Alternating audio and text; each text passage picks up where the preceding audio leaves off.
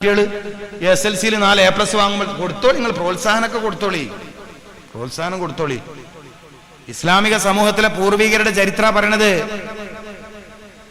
15 വയസ്സാകുമ്പോഴേക്കും മതവിധി പറയുന്ന മഹാപണ്ഡിതനായി ഒരു ബാലൻ, നമ്മളെന്താ പറയാ, ചെറിയ കുട്ടിയല്ലേ മാറിയാരി ഇമാം ഷാഫി. എന്താ രഹസ്യം?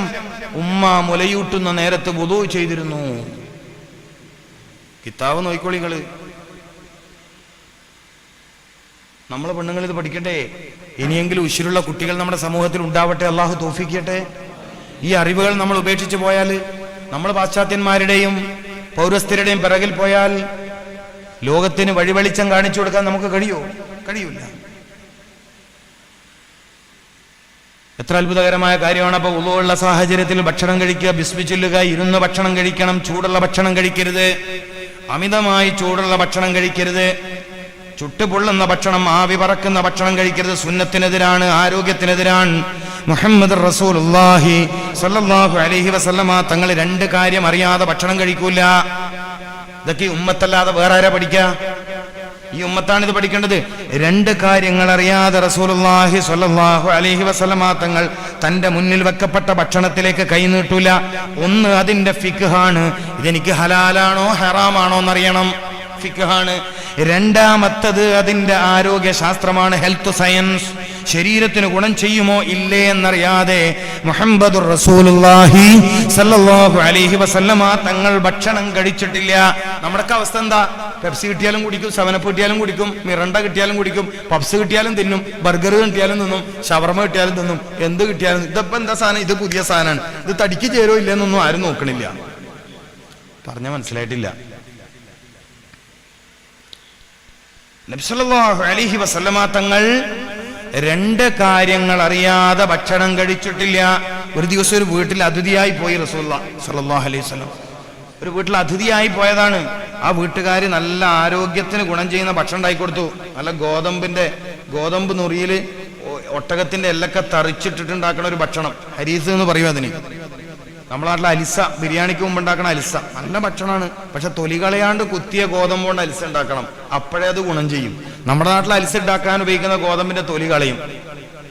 എന്നെക്കൊണ്ട് കാര്യമില്ല. ചുമ്മാ കുറച്ച് ഗോതമ്പ് കഴിച്ചു എന്നല്ലാതെ ഗുണം കിട്ടൂല. നമ്മൾ തവിട് പൂർണ്ണമായി നീങ്ങി അരിയാണ് കഴിക്കുന്നത്, പിന്നെ എങ്ങനെ ഗുണം കിട്ടുന്നത്? നമ്മൾ സത്യത്തിൽ പറഞ്ഞ എന്താ പഠിച്ചത്? ഒന്നും പഠിച്ചില്ല. കിട്ടണൊക്കെ തിന്ന അല്ലേ, കിട്ടണൊക്കെ തിരിച്ചു കടിക്കാത്തൊക്കെ, നമ്മളെ നാട്ടിൽ പറയണ വാക്കാണ്, തിരിച്ചു കടിക്കാത്തൊക്കെ കടിക്കും. ചേർന്ന തിന്നുന്ന നാട്ടിൽ പോയാൽ അതിന്റെ നടുക്കഷ്ണം തിന്നാന്നൊരു പ്രയോഗമുണ്ട് കണ്ണൂര്. ഇവിടെ ഉണ്ടോന്നറിയില്ല, നിങ്ങൾ തുടങ്ങണ്ട, ഞാൻ പറഞ്ഞ വകയിൽ. ചേരനെ തിന്നുന്ന നാട്ടിൽ പോയാൽ അതിന്റെ നടുക്കഷ്ണം തിന്ന. നാട് ഓടും, അതിന് നടുക്കേ ഓടുക. ഒന്നും നമുക്ക് പറ്റിയതല്ല. നാട് ഓടാതിരിക്കുക ചെയ്യട്ടെ, നമ്മൾ നേരെ ഓടുക. ആർക്ക്? ഇസ്ലാമിക സമൂഹത്തിന്. നാടോടുമ്പോൾ നടുക്കേ ഓടലും ചേർന്നത്തിന്ന് നാട്ടിൽ നടുക്കഷ്ണം തിന്നലൊന്നും മുസ്ലിം ഉമ്മത്തിന് പറ്റൂല. അവര് മുഹമ്മദ് റസൂലുള്ളാഹി സ്വല്ലല്ലാഹു അലൈഹി വസല്ലമ തങ്ങളെ അനുധാവനം ചെയ്യേണ്ടവരാണ്. അവരുടെ റോൾ മോഡൽ, അവരുടെ ഗൈഡ്, അവരുടെ വഴികാട്ടി, അവരുടെ മുർഷിദ്, അവരുടെ സയ്യിദ് മുഹമ്മദ് റസൂൽ. ഈ കാര്യത്തിൽ നമ്മൾ തീവ്രവാദികളാവണം. ഈ കാര്യത്തിൽ നമ്മൾ തീവ്രത ഉള്ളവരാവണം. ഒരു വിട്ടുവീഴ്ചക്കും തയ്യാറല്ല, ഒരു അഡ്ജസ്റ്റ്മെന്റിനും തയ്യാറല്ല.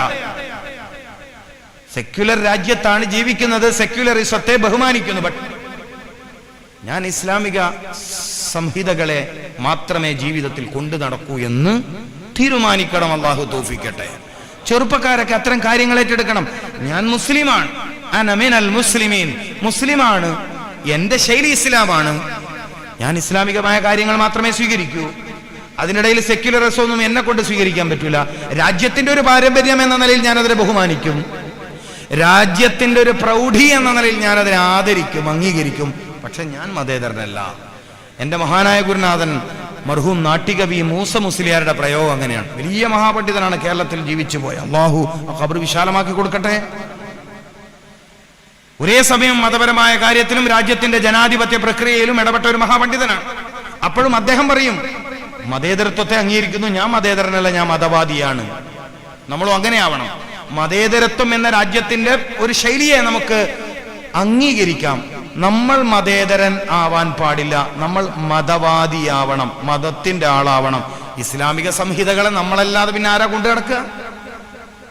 അക്കൂട്ടത്തിൽ മുഹമ്മദ് റസൂൽ സല്ലല്ലാഹു അലൈഹി വസല്ലമ തങ്ങളുടെ ശൈലി, ഈ വീട്ടുകാരി കൊണ്ടുവച്ച രുചിയുള്ള ഭക്ഷണം ഒരുപാട് നേരം അവിടെ നോക്കിയിരിക്കുകയാണ് റസൂലുള്ളാ. ഇങ്ങനെ നോക്കിയിരിക്കുകയാണ് സല്ലല്ലാഹു അലൈഹി വസല്ലം. അപ്പൊ ഈ പെണ്ണുങ്ങൾക്ക് ബേജാറായി, എന്താണ് ഞാൻ കൊടുത്ത ഭക്ഷണം നബി സല്ലല്ലാഹു അലൈഹി വസല്ലമ തങ്ങൾ കഴിക്കാത്തത്? അവര് ചോദിച്ചു, അല്ലയോ റസൂലുള്ളാ, ഞാൻ അങ്ങേക്ക് താല്പര്യമുള്ള രുചിയുള്ള ഭക്ഷണമാണല്ലോ തന്നിരിക്കുന്നത്, എന്തേ കഴിക്കാത്തെ? നബി സല്ലല്ലാഹു അലൈഹി വസല്ലമ തങ്ങൾ പറഞ്ഞ മറുപടി, ഈ ഭക്ഷണത്തിൽ ബർക്കത്തില്ല, ഈ ഭക്ഷണത്തിൽ ബർക്കത്തില്ല. അപ്പൊ അടുത്ത ചോദ്യം, എന്തേ ഭക്ഷണത്തിൽ ബർക്കത്തില്ലാത്തത്? ഈ ഭക്ഷണത്തിൽ നിന്ന് ചൂട് കാരണം ആവി പറക്കുന്നുണ്ട്. ഈ ഭക്ഷണത്തിൽ നിന്ന് ചൂട് കാരണം ആവി പറക്കണുണ്ട്, പുക ഉയരുന്നുണ്ട്. പുക ഉയരുന്ന ഭക്ഷണം മനുഷ്യന് ചേരൂല, ആവി പറക്കണ ഭക്ഷണം മനുഷ്യന്മാർക്ക് ചേരൂല. ഈ അടുത്ത കാലത്ത് നടന്ന പഠനത്തിൽ ലങ്സ് ക്യാൻസർ വർദ്ധിക്കുന്നതിന്റെ ഒരു പ്രധാനപ്പെട്ട കാരണമായി ചുട്ടുപൊള്ളുന്ന ഭക്ഷണം കഴിക്കൽ എഴുതി വെക്കപ്പെട്ടു.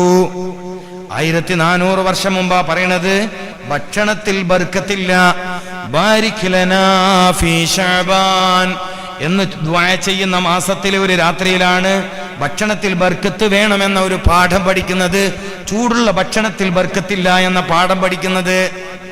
ബാരിക് ലനാ എന്ന് പറഞ്ഞാൽ എന്റെ ഭക്ഷണത്തിൽ ബർക്കത്ത് തരണേ, എന്റെ ആഫിയത്തിൽ ബർക്കത്ത് തരണേ, എന്റെ ഇൽമിൽ ബർക്കത്ത് തരണേ, എന്റെ കൃഷിയിൽ ബർക്കത്ത് തരണേ, എന്റെ കച്ചവടത്തിൽ ബർക്കത്ത് തരണേ, എന്റെ യാത്രയിൽ ബർക്കത്ത് തരണേ, എന്റെ കുടുംബത്തിൽ ബർക്കത്ത് തരണേ, എന്റെ മക്കളിൽ ബർക്കത്ത് തരണേ. ബാരിക് ലനാ ഫീ ശഅബാൻ.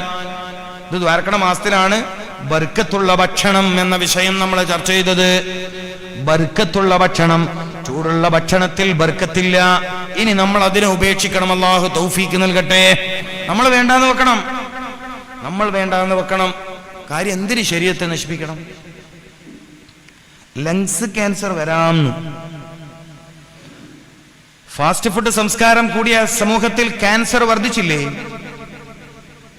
തട്ടുകടകളിലെ ഭക്ഷണം ഒരുപക്ഷെ സാധാ ഹോട്ടലിലെ ഭക്ഷണത്തെക്കാൾ നല്ലതായിരിക്കാം. കാരണം അപ്പപ്പോ പാചകം ചെയ്യുന്നുണ്ടോ മറ്റോ എനിക്കറിയില്ല. സൂക്ഷിക്കേണ്ടത്, പാചകം ചെയ്ത് തന്നാലും തണിയാനുള്ളൊരു ക്ഷമ ദയവ് ചെയ്ത് കാണിക്കണം. തണിയാനുള്ളൊരു ക്ഷമ കാണിക്കണം. ചൂടുള്ള ചായ കുടിക്കരുത്, ചൂടുള്ള വെള്ളം കുടിക്കരുത്. ഇത് റസൂലുള്ളാഹിന്റെ അധ്യാപനമാണ്, നബി സല്ലല്ലാഹു അലൈഹി വസല്ലമ തങ്ങളുടെ അധ്യാപനമാണ്. ജലീൽ ദാരിമിയുടെ സ്വന്തം അഭിപ്രായം ഒന്നും പറയുന്നില്ല. മുഅ്മിനീങ്ങളോട് ഞാൻ എൻ്റെ സ്വന്തം അഭിപ്രായം പറയാൻ, മുഅ്മിനീങ്ങളോട് ഞാനെങ്ങനെ എൻ്റെ സ്വന്തം അഭിപ്രായം? നിങ്ങൾ മുഅ്മിനീങ്ങളാണ്, റസൂലുള്ളാഹിന്റെ ഉമ്മത്തിൽ വലിയ പ്രൗഢിയുള്ള ആളുകളാണ്. നിങ്ങളോട് ഞാൻ എൻ്റെ സ്വന്തം അഭിപ്രായം പ്രസംഗിക്കാൻ പാടില്ല. നിങ്ങൾ ഖുർആൻ പാരായണം ചെയ്യുന്നവരാണ്, ഹദീസുകൾ അറിയുന്നവരാണ്, അത് നിങ്ങളുടെ മേന്മയാണ്. അപ്പൊ നിങ്ങളോട് സാധാ നാട്ടുവർത്തമാനം പറയുന്നതിൽ ശരിയില്ല. നബി സല്ലല്ലാഹു അലൈഹി വസല്ലമ തങ്ങളുടെ അധ്യാപനമാണ് നിങ്ങൾക്ക് വേണ്ടത്. ഭക്ഷണം കഴിക്കുന്ന വിഷയത്തിൽ ഇത് വേണ്ടുവോളമുണ്ട്. ഭക്ഷണം ഒരു സമൂഹത്തിന്റെ സംസ്കാരമാണ്. മാംസം കഴിക്കണമെന്ന് പ്രോത്സാഹിപ്പിച്ചു മുഹമ്മദുർ റസൂൽ. സയ്യിദുത് തആമി അഹ്ലുദ് ദുനിയാ വ അഹ്ലുൽ ജന്ന. സ്വർഗ്ഗലോകത്തെയും ദുനിയാവിലെയും ജനങ്ങളുടെ ഭക്ഷണത്തിലെ രാജാവ് അല്ലഹം, മാംസമാണ്. പക്ഷേ ഒരു തവണ മാംസം കഴിച്ചാൽ പിന്നെ ഒരുപാട് ദിവസത്തേക്ക് റസൂലുള്ളാഹി സ്വല്ലല്ലാഹു അലൈഹി വസല്ലമ തങ്ങൾ ഇറച്ചി കഴിക്കൂല. നിങ്ങൾ നിങ്ങളുടെ ശരീരത്തെ ശവം പേറുന്ന ശരീരമാക്കരുത് എന്ന് റസൂലുള്ളാഹി സ്വല്ലല്ലാഹു അലൈഹി വസല്ലമ തങ്ങൾ പഠിപ്പിച്ചു. ശവം പേറുന്ന ശരീരമാക്കരുത്. എന്താ റസൂലുള്ളാഹ് അങ്ങനെ പറഞ്ഞത്? സ്വല്ലല്ലാഹു അലൈഹി വസല്ലം കൂടുതൽ ഇറച്ചി തിന്നലാണ്. ആഴ്ചയിൽ 4-5 തവണ ഇറച്ചി തിന്നല. മാക്സിമം ഒരു മനുഷ്യന് 2 തവണയാണ് ശരീരത്തിന് പ്രശ്നം വരാതെ മാംസം കഴിക്കാൻ പറ്റുക. നിങ്ങൾ എങ്ങനെയാണെന്ന് എനിക്കറിയില്ല. ശരീരത്തിന് പ്രയാസം വരാതെ ഒരു മനുഷ്യന് ആഴ്ചയിൽ കഴിക്കാൻ പറ്റുന്ന ഇറച്ചിയുടെ അളവ് 2 ദിവസം. മൂന്നാമതൊരു ദിവസം കഴിക്കേണ്ടി വന്നാൽ അതിന് കഴിക്കേണ്ട മരുന്നിനെ കുറിച്ച് തിബ്ബുൻ നബവിയിൽ പറയുന്നു. ആഴ്ചയിൽ 3-ാമതൊരു തവണ ഇറച്ചി കഴിക്കേണ്ടി വന്നാൽ കഴിക്കേണ്ട മരുന്ന്, ഞാനത് പറഞ്ഞു തരൂല, പിന്നെ നിങ്ങൾ അപ്പേരും പറഞ്ഞിട്ട് ഇറച്ചി കഴിച്ചാൽ. 3-ാമതൊരു തവണ കഴിക്കേണ്ടി വന്നാൽ പിന്നെ നിങ്ങൾ ശരീരത്തിൽ അത് രോഗമാവാതിരിക്കാൻ എങ്ങനെ? എന്തൊരു അത്ഭുതകരമായ അധ്യാപനമാണ് റസൂലുള്ളാഹിന്റെ അധ്യാപനം. സ്വർഗലോകത്തെ ഭക്ഷണത്തിന്റെ രാജാവ്, ഭൂമിയിലെ ഭക്ഷണത്തിലെ രാജാവ് മാംസം. പക്ഷേ കഴിക്കാൻ പാടുള്ളത് എപ്പോഴാ? വല്ലപ്പോഴും. അല്ലെങ്കിൽ രാജാക്കന്മാർ എപ്പോഴും കാണുമ്പോൾ ഒരു രസൂലല്ലോ. ഉണ്ടോ? രാജാവിന് എപ്പോഴും കാണാൻ പാടില്ലല്ലോ. അതിനതിന്റെ സമയം. ഇപ്പൊ ഖത്തീബ് ജുമാന്റെ തൊട്ട് മുമ്പല്ലേ വരാൻ പറ്റും. നേരത്തെ വന്ന് അങ്ങോട്ടും ഇങ്ങോട്ട് കറുത്ത കോട്ടിട്ട് നടത്തി കളിക്കാൻ വേണ്ട ഖത്തീബ്? നിങ്ങൾ പറയും. ഫിഖ് പറയുന്നത് എന്താണ്? ആ ലാസ്റ്റ് സമയത്ത് വാള് പിടിച്ചതിന് ശേഷം മെല്ലെ വരിക. അപ്പൊ കാണുമ്പോൾ തന്നെ ജനങ്ങൾക്ക് ഒരു റായത്താണ്. ഇത് നേരത്തെ വന്ന് അങ്ങോട്ടും ഇങ്ങോട്ടും 4 നടത്താം. തീർന്നില്ലേ കഥ? അണ്ടല്ലേ മൂപ്പർക്ക് അതിന്റെ മീറാബിന്റെ പള്ളക്കൊരു സ്പെഷ്യൽ റൂം കൊടുക്കണ്. അപ്പൊ ബഹുമാനം ആദരവുകളൊക്കെ എപ്പോഴും ഉണ്ടാവാൻ പാടില്ല. അത് ആഴ്ചക്ക് ഒരിക്കുക അല്ലെങ്കിൽ 2 ആഴ്ചക്ക് ഒരിക്കുക അങ്ങനെ ഉണ്ടാവാൻ പാടുള്ളൂ. റസൂൽ ഒരു തവണ ഇറച്ചി കഴിച്ചാൽ പിന്നെ കുറേ കാലം ഇറച്ചി കഴിക്കൂല. കിട്ടാഞ്ഞിട്ടൊന്നുമല്ല, റസൂലുള്ള ഭക്ഷണം കിട്ടാഞ്ഞിട്ട് ഉപേക്ഷിച്ച ആളൊന്നുമല്ല. വേണമെന്ന് വെച്ചാൽ എന്തും ലഭിക്കുമായിരുന്നിട്ടും വേണമെന്ന താല്പര്യം വന്നില്ല എന്നതാണ് മുഹമ്മദ് റസൂലുള്ളാഹി സ്വല്ലല്ലാഹു അലൈഹി. സ്വർണം മലകൾ സ്വർണ്ണാക്കി തരാന്ന് പറഞ്ഞു. കിട്ടാഞ്ഞത് കൊണ്ട് വേണ്ടാന്ന് വെച്ച ആളല്ല റസൂലുള്ള. കിട്ടുമായിരുന്ന സന്ദർഭത്തിൽ വേണ്ടാന്ന് വെച്ചു റസൂൽ. ഇല്ലാത്തോണ്ട് ദാരിദ്ര്യത്തെ ആസ്വദിച്ച ആളല്ല മുഹമ്മദ് റസൂലുള്ളാഹി. ലഭിക്കുമായിരുന്നിട്ടും വേണ്ടാന്ന് വെച്ചു. ലഭിക്കുമായിരുന്നിട്ടും വേണ്ടാന്ന് വെച്ചു. അല്ലാണ്ട് ഇല്ലാത്തോണ്ട് പട്ടിണി കിടന്നു വയറിങ്ങനെ ചുരുണ്ടു അല്ല. ലഭിക്കുമായിരുന്നു പക്ഷെ വേണ്ടാന്ന് വെച്ചു. സൂക്ഷ്മമായി നബി സല്ലല്ലാഹു അലൈഹി വസല്ലം തങ്ങളെ പഠിക്കും. അങ്ങനെയാണ് മനസ്സിലാകുന്നത്. നമുക്കും ആ ശൈലി അള്ളാഹു പ്രദാനം ചെയ്യട്ടെ. ഒക്കെ ലഭിക്കുമായിരുന്ന സന്ദർഭത്തിലും ഇതൊക്കെ ആവശ്യത്തിന് മതി എന്ന് തീരുമാനിക്കാൻ കഴിയണം. ഇതൊക്കെ ആവശ്യത്തിന് മതിയും തീരുമാനിക്കാൻ കഴിയണം. അപ്പം ഭക്ഷണത്തിൽ വലിയ പ്രൗഢിയുള്ള ഭക്ഷണമാണ് മാംസം. ബുദ്ധിമുട്ടില്ലെങ്കിൽ ഞാൻ അതിന്റെ ദിവസം കൂടി പറഞ്ഞുതരാം. വെള്ളിയാഴ്ച ഉച്ചയിലാണ് ഇറച്ചി കഴിക്കാൻ നല്ലത്. ഇറച്ചി ഭക്ഷണമായി കഴിക്കാൻ നല്ല ദിവസം ഏതാ? വെള്ളിയാഴ്ച ഉച്ചയിലാണ്. പഴയ കാലത്തൊക്കെ ആകെ നാട്ടിലൊക്കെ, നമ്മുടെയൊക്കെ നാട്ടിൽ പഴയ കാലത്ത് പോത്തിനറക്കൽ വെള്ളിയാഴ്ചയാണ്. വെള്ളിയാഴ്ച ഇറച്ചി കഴിക്കാൻ ദീനുൽ ഇസ്ലാം പുറത്തുനിന്നൊരു തമാശ പറയില്ലേ നമ്മുടെ നാട്ടിൽ? ഇവിടെ ഒന്നുമില്ല അല്ലേ? ഇവിടെ പറയില്ലല്ലോ. വെള്ളിയാഴ്ച ഇറച്ചി കഴിക്കാത്ത ദീനുൽ ഇസ്ലാം എന്ന് പുറത്താന്ന് പറയും. കണ്ണൂർ അങ്ങനെ ഒരുപാട് തമാശ ഉണ്ട്.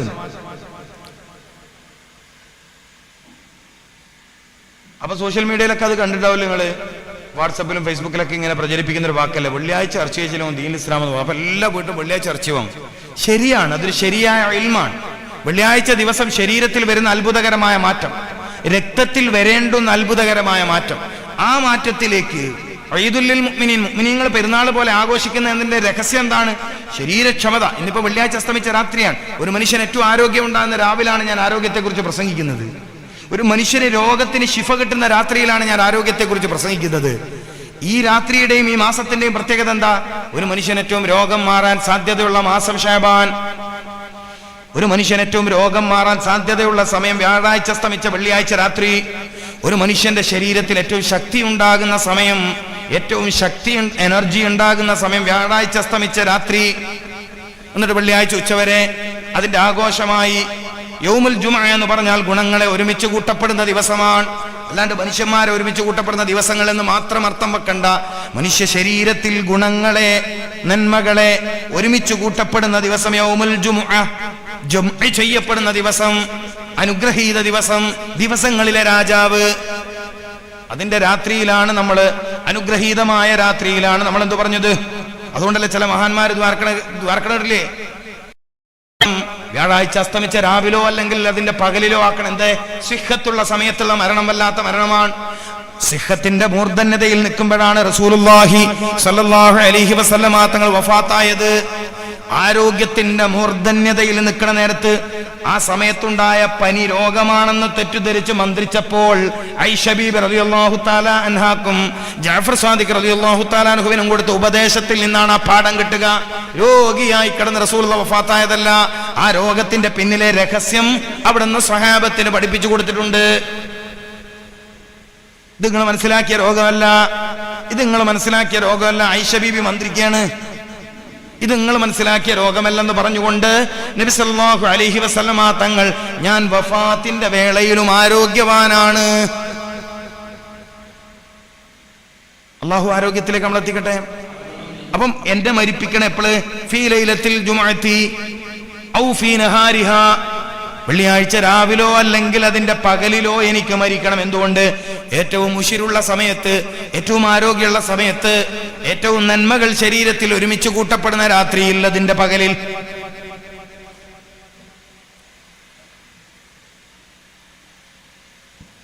ഇത് മനസ്സിലാക്കേണ്ട കാര്യമാണ്. അപ്പൊ അന്നത്തെ അങ്ങനെ ഒരു